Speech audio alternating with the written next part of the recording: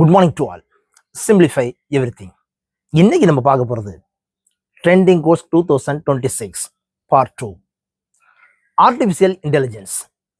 Artificial இன்டெலிஜென்ஸை specialisation கோர்ஸாக கொடுக்கக்கூடியது எந்தெந்த காலேஜஸ், அதை அலைடு கோர்ஸாக கொடுக்கக்கூடியது எந்தெந்த காலேஜஸ். அதுலேயும் ஆர்டிஃபிஷியல் இன்டெலிஜென்ஸ்லேயே 2 பார்ட்ஸ் இருக்கு. Artificial intelligence and data science, artificial intelligence and machine learning. இதுக்கெல்லாம் என்ன டிஃப்ரெண்ட் சார்? அதை விட ரொம்ப முக்கியமானது ஆர்டிஃபிஷியல் இன்டெலிஜென்ஸ்னா என்ன? இந்த ஆர்டிஃபிஷியல் இன்டெலிஜென்ஸ் பற்றி டிஸ்கஸ் பண்ணுற நேரம் எனக்கு மனசுக்குள்ளே தோணக்கூடியது ஒரு விஷயம். ஆர்டிஃபிஷியலாக இன்டெலிஜென்ஸ் இருந்தால், செயற்கை நுண்ணறிவு இருந்தால், நம்மளுடைய இயற்கை நுண்ணறிவு என்ன செஞ்சுக்கிட்டே வருது? குறைஞ்சிக்கிட்டே வருது. ஏன்னு கேட்டால் எல்லா வேலையும் நம்ம யார் கையில் கொடுத்துட்றோம் அப்படின்னு கேட்டிங்கன்னா ஏஐ கையில் கொடுத்துட்றோம். அப்புறம் அந்த ஆர்டிஃபிஷியல் இன்டெலிஜென்ஸ் தான் இன் ஃபியூச்சரில் நம்ம வேர்ல்டையே என்ன செய்ய போகுதுன்னு கேட்டால் ப்ளே பண்ண போகுது. எல்லா குழந்தைகளும் இப்போ எதை நோக்கி நகர்ந்துக்கிட்டே இருக்காங்கன்னு கேட்டால் ஆர்டிஃபிஷியல் இன்டெலிஜென்ஸை நம்ம எப்படி லேர்ன் பண்ணுறது அப்படிங்கிறத பற்றி நகர்ந்துக்கிட்டே இருக்காங்க. எல்லாத்துலேயும் வந்துச்சு. அப்படின்னா நம்ம என்ன செய்யணும்னு கேட்டால் நெக்ஸ்ட்டு ஏஐ பற்றி நல்லா லேர்ன் பண்ணணும். அப்புறம் இந்த வீடியோவில் நம்ம பார்க்க போகிறது ஏஐனா என்ன, எந்தெந்த காலேஜஸ்லாம் ஸ்பெஷலைசேஷன் கோர்ஸாக கொடுக்காங்க, எந்தெந்த காலேஜஸ்லாம் கம்பைண்டாக, அதாவது கம்ப்யூட்டர் சயின்ஸ் இன்ஜினியரிங் கூட சேர்த்து கொடுக்குறாங்க. ஃபுல் டீட்டெயில் இந்த வீடியோவில் நான் என்ன செய்ய போகிறேன் சொல்ல போகிறேன். எத்தனை பார்ட்ஸ் இருக்குன்னு மேற்கொண்டு சொல்ல போகிறேன். ஓகேவா? எப்பவும் சொல்கிறதா, தயவுசெய்து ஸ்கிப் பண்ணாமல் பாருங்கள். நிறைய இன்ஃபர்மேஷன் கேதர் பண்ணிங்கன்னா உங்கள் ஃப்ரெண்ட்ஸ் எல்லாத்துக்குமே ஷேர் பண்ணுங்கள். அதை விட ரொம்ப முக்கியமானது சப்ஸ்கிரைப் பண்ணிவிட்டு வீடியோவை பாருங்கள். வாங்க வீடியோக்குள்ளே போகலாம். நவ் ஆர்டிஃபிஷியல் இன்டெலிஜென்ஸ்னா என்ன? ஆர்டிஃபிஷியல் இன்டெலிஜென்ஸ் என்னன்னு தெரிஞ்சுக்கிறதுக்கு முன்னாடி என்னோட பிரெயின் எப்படி ஒர்க் ஆகும் நான் ரொம்ப யோசிப்பேன். யோசிச்சதுக்கு அப்புறம் என்ன செய்வேன்னு கேட்டிங்கன்னா அதில் இருக்கக்கூடிய ப்ராப்ளத்தெல்லாம் சால்வ் பண்ணுவேன். ப்ராப்ளத்தெல்லாம் சால்வ் பண்ணதுக்கப்புறம் நான் என்ன செய்வேன் அப்படின்னு கேட்டேன், நான் ஒரு முடிவு எடுப்பேன். அந்த முடிவு யாரை சார்ந்து இருக்குன்னு கேட்டால் என்னையே என்ன செய்யுன்னு கேட்டால் சார்ந்து இருக்கும். இதே ப்ரொசீஜரை ஒரு சிஸ்டம் செஞ்சால் எப்படி இருக்கும்? ஆர்டிஃபிஷியல் இன்டெலிஜென்ஸ் முதல்ல எதனுடைய பிரான்ச்சாக தான் இருந்துச்சு அப்படின்னு கேட்டால் கம்ப்யூட்டர் சயின்ஸ் அண்ட் இன்ஜினியரிங்கினுடைய பிரான்ச்சாக தான் இருந்துச்சு. அதுதான் நாளடைவில் என்னன்னு கேட்டால் கம்ப்யூட்டர் சயின்ஸ் பிரான்ச்சாக இருந்தது முழுக்க என்ன செஞ்சிச்சுன்னு கேட்டேன்னு வச்சுக்கோங்க, கம்ப்யூட்டரே இல்லாட்டினாலுமே நிறைய கோடிங் மூலமாக என்ன செஞ்சாங்கன்னு கேட்டோன்னா ஆர்டிஃபிஷியல் இன்டெலிஜென்ஸை டெவலப் பண்ண ஆரம்பிச்சிட்டாங்க. அது தனி கோர்ஸாகவே போயிடுச்சு. கம்ப்யூட்டர் சயின்ஸ் படிக்காட்டினாலுமே என்னன்னு கேட்டால் ஆர்டிஃபிஷியல் இன்டெலிஜென்ஸ் மட்டும் தனியாக எடுத்து படிக்கக்கூடிய லெவலுக்கு அதனுடைய ஆதிக்கம் கூடியச்சு.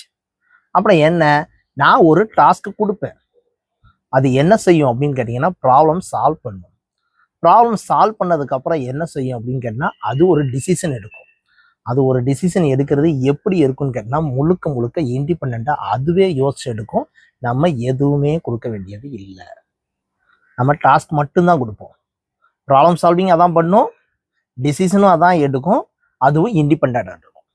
அப்புறம் அதுக்கு என்னெல்லாம் தேவை சார்? வெரி ஹியூஜ் டேட்டா, ஏகப்பட்ட டேட்டா.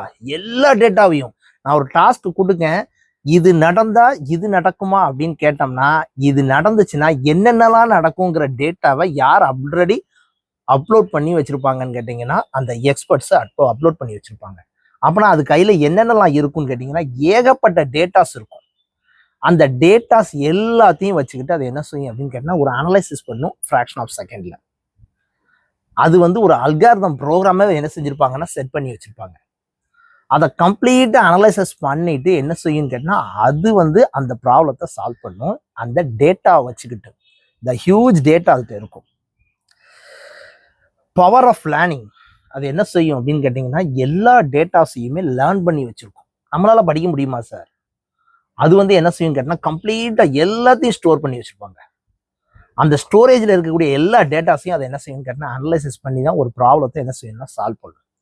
சால்வ் பண்ணதுக்கப்புறம் என்ன செய்யும் அப்படின்னு கேட்டிங்கன்னா ஆக்ட் இண்டிபெண்ட்லி, தனியாக ஒரு முடிவு எடுத்து கொடுக்கும்.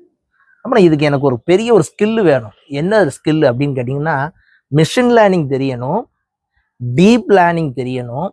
தென் நெக்ஸ்ட் ரொம்ப ரொம்ப முக்கியமானது NLP, நேச்சுரல் லாங்குவேஜ் ப்ராசஸிங். உன்னுடைய மொழியை புரிஞ்சுக்கிட்டு அது பேசும். உன்னுடைய மொழியை அது புரிஞ்சுக்கிட்டு என்ன செய்யும்? பேசும். இது எல்லாம் முடிஞ்சதுக்கு அப்புறம் ஜென்ரேட் ஏஐ அது என்ன செய்யும் கேட்டால் ஒரு இதை ஜென்ரேட் பண்ணும். ஃபார் எக்ஸாம்பிள் கூகுள் ஏஐ பார்த்துருப்போம், சாட் ஜிபிடி பார்த்துருப்போம். ஜஸ்ட் ஒரு ப்ராம்ப்டும் ஒரு ஃபோட்டோவும் கொடுப்போம், இல்லைன்னா ஒரு வாய்ஸ் கொடுப்போம், இல்லைன்னா ஒரு ஒரு வீடியோ கொடுப்போம். அது என்ன செய்யும்னு கேட்டிங்கன்னா, நீங்கள் என்ன கேட்கீங்களோ அதுக்கு தக்கன அது ரெடி பண்ணி என்ன செய்யும்னா தரும். அப்புறம் இதில் ரொம்ப முக்கியமானது என்னது அப்படின்னு கேட்டிங்கன்னா, டேட்டாஸ், மிஷின் லேர்னிங், அதுக்கப்புறம் உன்னுடைய மொழி, உன்னுடைய லாங்குவேஜ், நேச்சுரல் லாங்குவேஜ் ப்ராசஸிங்க அது கட்டாயம் எல்லா டேட்டாவையும் வச்சு கேதர் பண்ணி வச்சுருக்கோம்.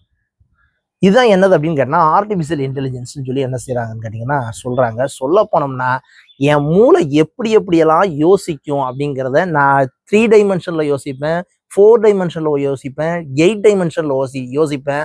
ஒவ்வொருத்தங்க அவங்களுடைய நாலேஜ் தக்கன யோசிப்பாங்கல்ல, அதை எல்லா டைமென்ஷன்லையும் இருக்க மாதிரி டேட்டாஸை முழுக்க என்ன செஞ்சு வச்சுருப்பாங்கன்னா அப்லோட் பண்ணி வச்சுருப்பாங்க. இதுதான் ஆர்டிஃபிஷியல் இன்டெலிஜென்ஸ். இதில் 2 பார்ட் தான் artificial intelligence, data science, artificial intelligence and machine learning. இதை நம்மளுடைய கோர்ஸாக நம்ம படிக்கிறதா இருந்துச்சுன்னா, நிறைய சர்டிஃபைடு கோர்ஸ் இருக்குது, ஆனால் மெயின் கோர்ஸாக எடுத்து படிக்கிறதா இருந்துச்சுன்னா என்னென்ன டைப் இருக்குது.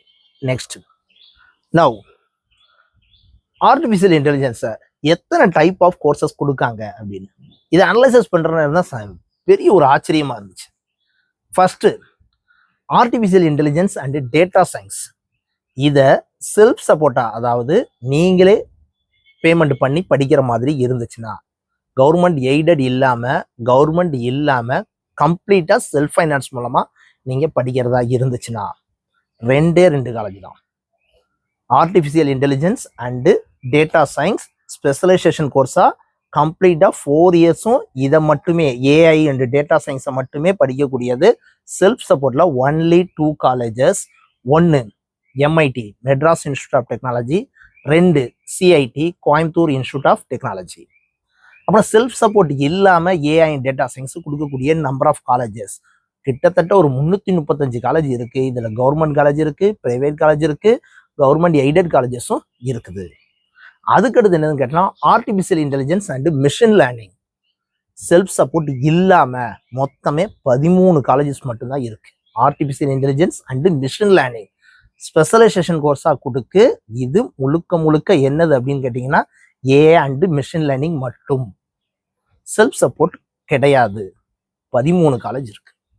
அப்புறம் அது போக என்னென்னதெல்லாம் சார் இருக்குது அப்படின்னு கேட்டிங்கன்னா கம்ப்யூட்டர் சயின்ஸ் கூட அலைடாக கொடுக்கக்கூடியது. இதில் தான் ஏகப்பட்ட கோர்சஸ் இருக்குது. கம்ப்யூட்டர் சயின்ஸ் அண்ட் இன்ஜினியரிங்கில் டேட்டா சயின்ஸ் 6 காலேஜ் மட்டும்தான் இருக்குது. அப்புறம் இதில் ஏஐ வராது, மிஷின் லேர்னிங் வராது. என்னது மட்டும் இருக்குன்னு கேட்டால் டேட்டா சயின்ஸ் மட்டுமே இருக்கும். CSE computer science and engineering, data science. Similarly computer science and இன்ஜினியரிங்கில் ஆர்டிஃபிஷியல் இன்டெலிஜென்ஸ் அண்ட் மிஷின் லேர்னிங்கில் செல்ஃப் சப்போர்ட்டில் கொடுக்கறது 2 college. CSE AI and machine learning self support only 2 colleges. PST tech Coimbatore, Thiagaraja college of engineering Madurai. சிஎஸ்சியிலே artificial intelligence and மிஷின் லேர்னிங்கை self support இல்லாமல், அதாவது கவுன்சிலிங்கில் மெயினாக இருக்கிறது 130 காலேஜ் இருக்கு. பட் சிஎஸ்சி ஆர்டிஃபிஷியல் இன்டெலிஜென்ஸ் மட்டும், சிஎஸ்சி ஆர்டிஃபிஷியல் இன்டெலிஜென்ஸ் மட்டும், இதில் டேட்டா சயின்ஸும் வராது, மிஷின் லேர்னிங் வராது, ஒன்லி ஏஐ மட்டும் வரும். ஒரே ஒரு காலேஜ் தான் மாதிரி இருக்கு, பெர்ரி இன்ஸ்டியூட் ஆஃப் டெக்னாலஜி. ஓகேவா? அப்புறம் artificial intelligence and data science, machine learning இந்த 3ஐயும் கம்பைண்டாக வச்சு கிட்டத்தட்ட எத்தனை கோர்ஸ் இருக்குன்னு கேட்டிங்கன்னா 6 கோர்சஸ் இருக்குது டிஃப்ரெண்ட் டைப் ஆஃப் காலேஜஸில்.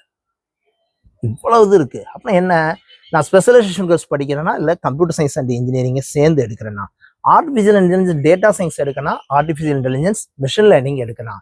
இது எல்லாமே அனலைசிஸ் பண்ணி நீங்கள் தான் என்ன செய்யணும்னா முடிவு பண்ணணும். That's all. ஐ திங்க் நிறைய இன்ஃபர்மேஷன் சொல்லியிருக்கேன்னு நினைக்கிறேன். உங்களுக்கு யூஸ்ஃபுல்லாக இருந்துச்சுன்னா உங்கள் ஃப்ரெண்ட்ஸ் எல்லாத்துக்குமே ஷேர் பண்ணுங்கள். அதை விட ரொம்ப முக்கியமானது சப்ஸ்கிரைப் பண்ணிவிட்டு வீடியோவை பாருங்கள். Thank you very much.